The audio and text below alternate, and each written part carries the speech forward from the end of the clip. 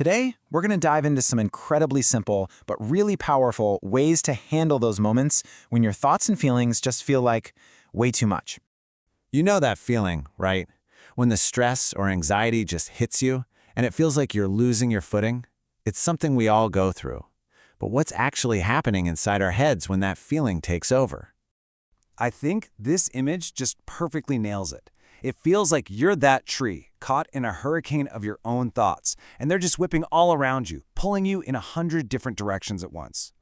So, let's talk about this storm. What is it really? Well, it's your body's natural alarm system, that fight or flight response, basically going haywire. It's an ancient survival instinct, and sometimes it gets a little carried away. See, your brain is just trying to protect you. But in doing that, it yanks your attention completely away from the right now. Instead, it pulls you into all these worries about the future or maybe regrets about the past.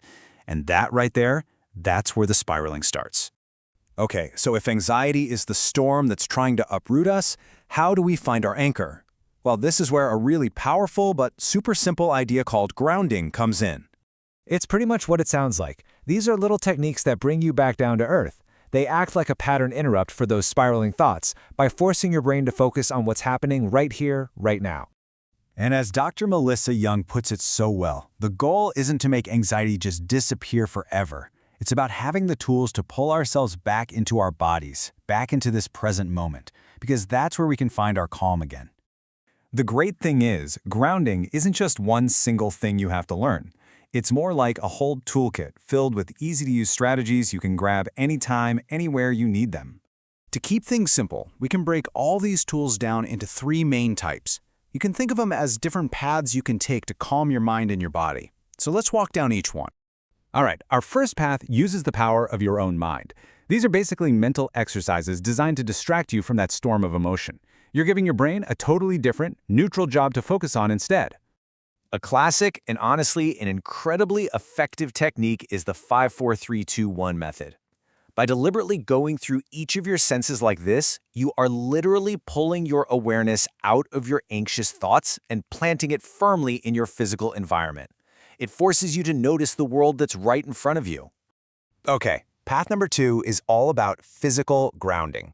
This one uses your body, your sense of touch, to get you out of your head, back into the present, and to release all that pent-up tension. Seriously, you can do this with me right now. Just make 2 fists, squeeze them as tight as you can for about 5 seconds. 1, 2, 3, 4, 5. And then just let it all go. Did you feel that? That release?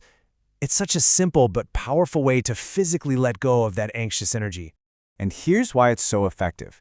You're giving all that intense internal pressure a physical place to go. By tensing up and then releasing, you're basically sending a signal to your body that the danger, the high alert, is over. And that can make you feel so much lighter, both physically and mentally. Our final path is all about comfort. Soothing techniques are designed to actively create feelings of safety and calm, which helps to counteract all those negative emotions that anxiety brings with it. Now, this can be anything that feels genuinely comforting to you. Cuddling a pet, for example, has actually been shown to lower stress hormones.